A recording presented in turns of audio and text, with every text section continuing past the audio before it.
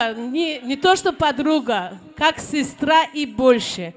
Я ее очень люблю, очень уважаю. Приехала на концерт с севера. Аплодисменты можно для нее?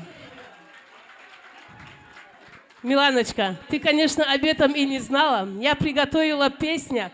Может быть, будет акцент, не обессудь, я по-чеченски не пою, но для Миланы я приготовила песню на чеченском языке.